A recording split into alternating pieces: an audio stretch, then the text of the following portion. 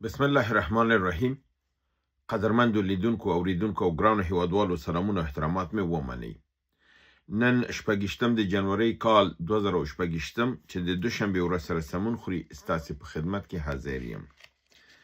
نن د نړیوالو سیمایي خبرونو ترڅنګ د جهادي خبرونه د پنجاب او خیبر پختونخوا او دیزنم لرم او په ضمن کې یو راپور چې د یو دوست د تقاضا په اساس باندې چې هغه ویلي د امریکای په نظامی اډو باندې لکه خبرې وکړي دا کوم ځکه دي څومره کسان پکې دي او ولې د دغه کسانو سلسله کېږي چیرته وړل شوی دي دغه باندې یو نظر ټول غوښته دی.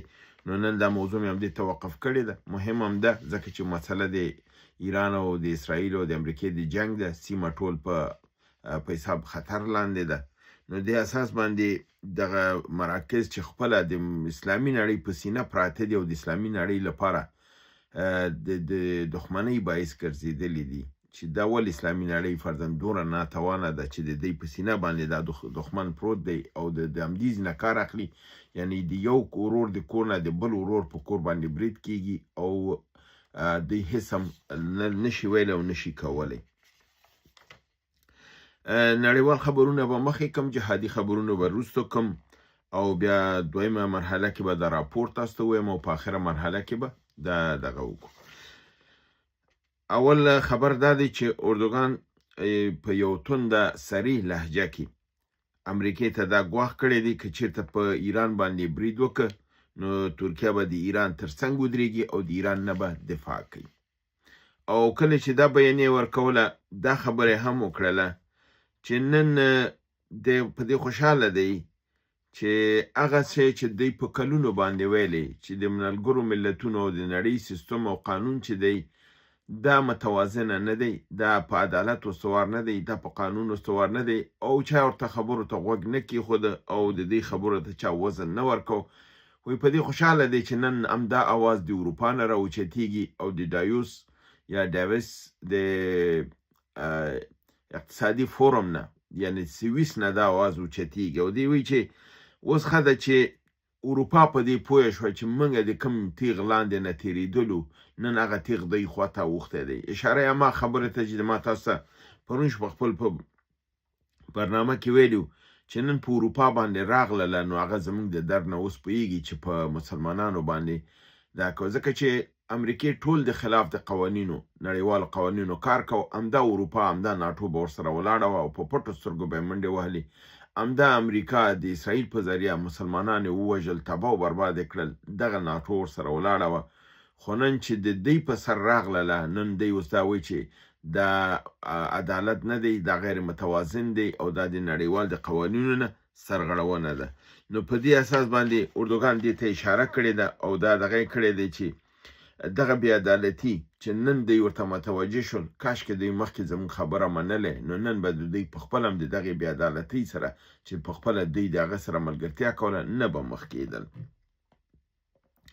دویم خبر دا دی چې چین امریکای ته خبرداری ورکړی دی چې د جاپان په هغه جزیره په نامه د مسوا چې د مسوا نظامی اډه هم ده دکې د امریکای د F-16 شپږ جهازونه د جنگي ولاړ دي، چون دا زاړه شوي دي او پخواني سیستم باندې دي. اوس امریکای خو جهازونه ډېر مډرن او پیشرفته کړي دي او د آی سیستم سره برابر کړي دي.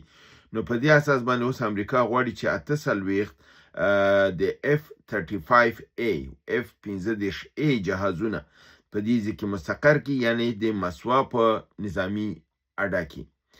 او د ده په مقابل کې چین ویلي چې دا د امنیت لپاره ګواښ دی او د امریکا د دې اقدام لپاره یې کړی چې ته دا خپل قوات دلته راوړي، دا د سیمې لپاره د توازن له منځه وړي او دا مستقیما خپل ځان ته ګواښ ګڼي.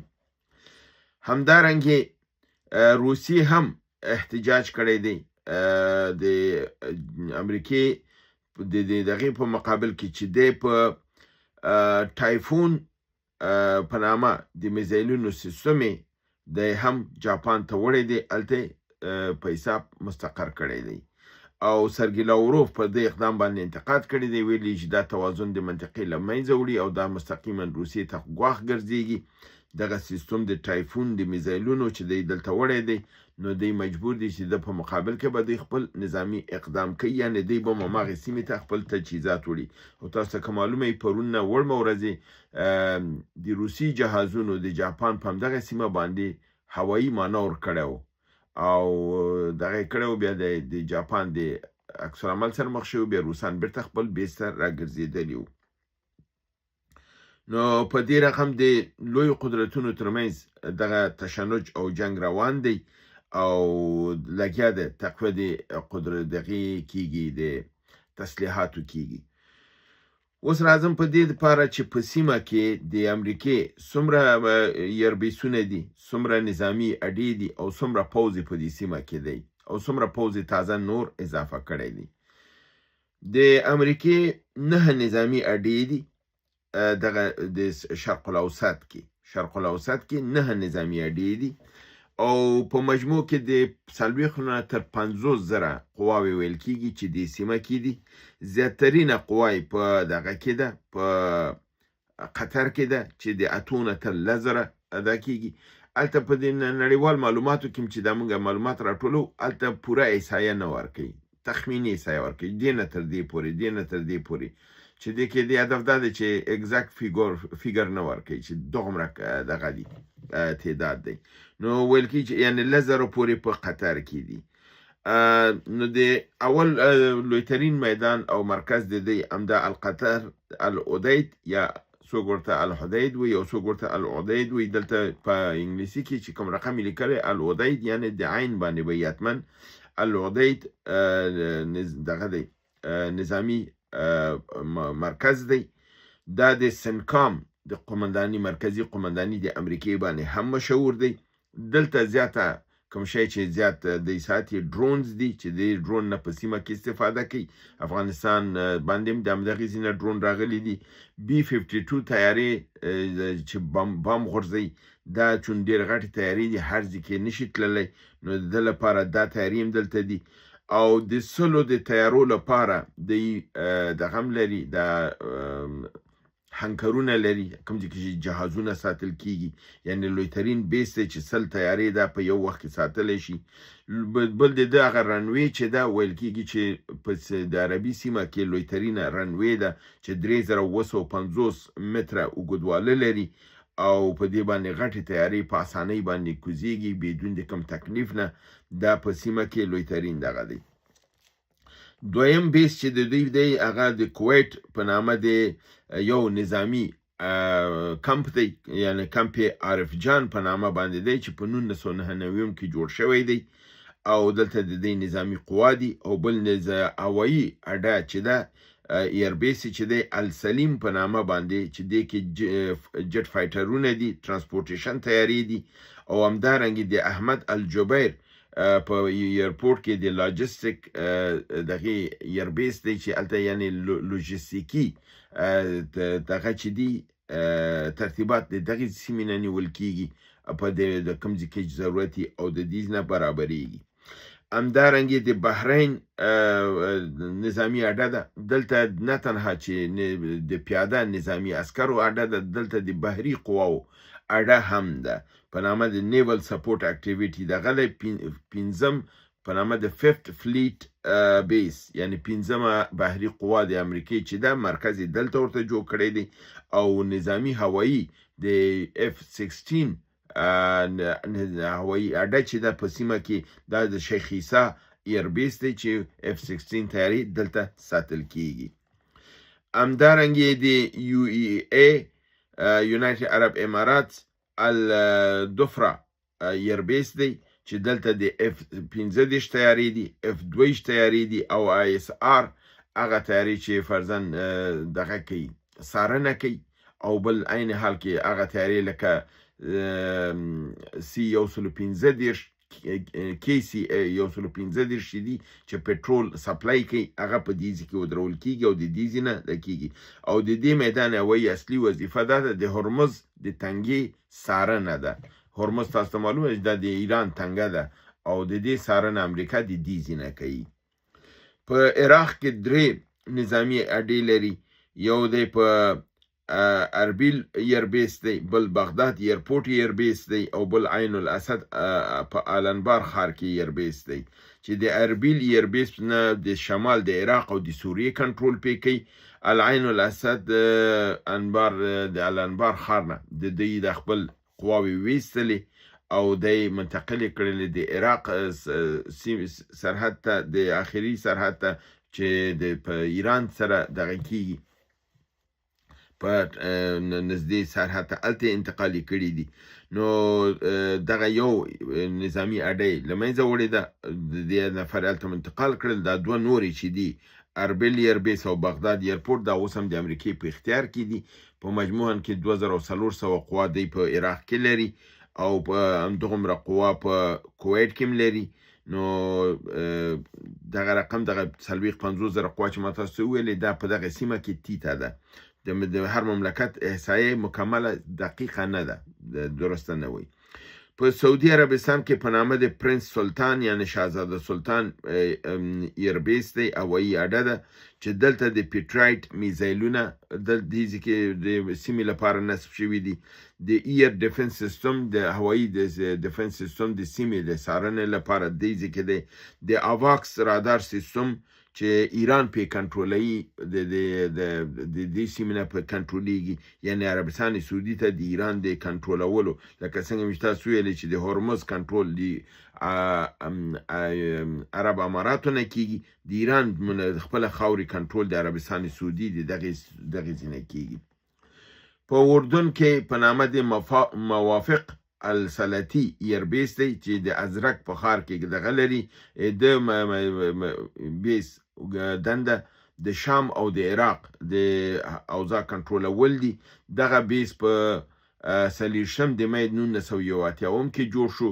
د نوم موافق السلطي په دې دی چې یو نظامی قواو، هوایي قواو، یو سیمنصب چې د اسرائیل سره په جنگ کې په شهادت رسېدلی، دا د هغې په اعزاز باندې دا میدان جوړ شوی دی د 1981 نه تر ننه پورې. خو دا اوس د امریکایانو اډه ده، او د دې ځینې امریکایان د خپل د دې ځینې د IS دغه کنټرولوي، او د دې سیمې نه تاسو معلومه ده چې IS چې دی یعنی داعش، دا په شام او په عراق کې دي. نو د دې ځینې د کنټرولوي، او د دې ځینې دی بیس دی. دلته د امریکې تیارې هم شته دی چې د بعض وخت د دې ځینې دوی د سیمې لپاره ترېنه کار اخلي. همدارنګې په عمان کې په نامه د تومارت لاجستیک دغه د ایربیس سپورټ ایربیس دی چې دا د دغې په سیمه د مساحري په سیمه کې دی. لویه رنوی لري او غټې تیارې هم کوزیدی شي، او د ده نه هم امریکا په سیمه کې ګټه اخلي. په ترکیه کې په نامه د انجرولیک میدان هوایي دی چې د ادانا په ښار کې دا موقعیت لري. دا د سوریه کې د عملیاتو دنده په غاړه لري. په دې ځای کې جوهري اتومي یعنی د اتومي قدرت صلاحیت لرونکي وسله په دې ایربیس کې ده چې په سیمه کې بل چا سره اتومي دغه نشته دی. دا په ترکیه کې ده، او 15,000 هوایي قوا د امریکې هم په دې سیمه کې پرته ده. او دلته د دې رنوی چې ده د دغې د قطر د رنوی نه هم لږه اوږده ده، هغه 3,250 وه، دا 3,048 ده.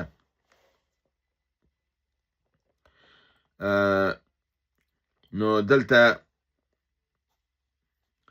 دا د هغې نه لږ زره وړوکې ده، هغه 3,250 ده، دا 3,048 ده. خو وایي چې پس د هغې نه دا په سیمه کې 2مه رنوی ده، او دلته د امریکا لوی جهازونه دلته هم راکوزیږي. 50 دغه لري، د هنکرونه لري، یعنی قوي ترین هنکرونه چې دلته تیارې پکې محفوظې ساتل کېږي دی لري. او 50 دانې B61 بامبر تیارې دي چې دا د بم اتومي قدرت د صلاحیت د بم غورځولو لري. 50 دانې د دې تیارونه په دلته یي او همیش دلته ساتل کېږي په نامه د B61 بامبرز باندې یادېږي، او دا د دې دغه کېږي. اوس راځو دلته چې د دې سیمې نه د دې سیمې نه څومره دغه ویستل شول، لکه اوس تاسو ته ما وویل چې د الانبار سیمې نه پوځ ویستل شو، همدارنګې د العدید نه ویستل شو. دا چیرته لاړل او نوې اډې چیرته جوړې شوې دي؟ یوه نوې اډه دا په جاپان کې دی دغه کړې ده چې هلته دغه تیاري چې ما تاسو ته ویلې چې F-35A 48 دانې هلته دغه کړي چې د هغه اړې نه که د چین دغه کېږي په ایران سره مرسته کوي، هغه ساحې نه کنټرولوي. ډیګو ګارسیې په سیمه کې یعنې بحر هند په دغه کې هلته انتقال کړي دي خپل شان چې د اغېزې نه د ایران نه لري، او په د ایران ته نږدې د پاکستان ته انتقال کړي دي. یعنې ایران دا کړې سیمه کې د انتقالات د اغېز نه ایستل شوي دي، ځکه چې هغې ممالکو وویل چې همکاري نه کوي. نو پاکستان اوس غاړه ایښې ده چې دغه بوټ سټل دی زه کوم، زه ستا نوکر یم، ته ضرورت نه لري چې بل ځای ته لاړ شي، دغه زه در سره یم او زما نه ته کولی شي ګټه واخلي. نو دغه نظامي اډې دي، دغه تیاریګانې دوی نیولې دي، ډېره قوا یې دلته ده. غیر له دې نه چې دا 50,000 قوا دلته ده، دا 2 کشتیګانې نورې په نامه د USS ابراهام لینکن چې راغلې ده، دې کې 15,000 عسکر مجهز دي، 90 جهازونه دي، 15 هلیکاپټرې دي او نور اتومي میزایلونه هم دي. او په USS جورج دبلیو بوش په بحري بیړۍ کې 15,000 کسان دي، 90 الوتکې دي او 15 دغه دي هلیکاپټرې دي. همدارنګه یعنې 10,000 قوا دا ده، 50,000 هم دا ده، 80,000 قوا په سیمه کې اوس فعلا امریکا موجوده لري او کولی شي دې نه په ارتکاودۍ به د حملې هم چې کوي د خپل د کشتیګانو نه به یې کوي، د نورو ملکونو نه به یې نه کوي، ځکه چې ایران ویلي چې په هر ملک نه د حمله وشوله نو زه به پې برید کوم. خو د پاکستان نه که امریکې برید وکړه او ایران پې بیرته برید وکړه، نو دلته د ایران او د پاکستان جنګ نښلي. د ده لپاره بیا نو امریکا دا غواړي، هغه اړه نه غواړي دا جنګ، دې غاړه د پاکستان سره غواړي چې پاکستان او ایران دواړه په یو زمان کې تضعیفه شي. لکه یو وخت کې چې د عراق او د ایران جنګ یې وکړه، هم عراق ته اسلحه ورکوله، هم ایران ته اسلحه ورکوله او دواړه سره 8 کاله یې وجنګول، عراق هم پې تضعیفه کړه او ایران اقتصاد هم پې خراب کړه. دا ځل ایران د پاکستان سره جنګولو پروګرام دی. راځم د جهادي خبرونو ته. د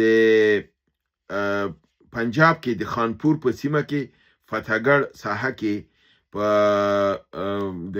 د ریل پټلۍ په دغې باندې یو چاودنه شوې ده.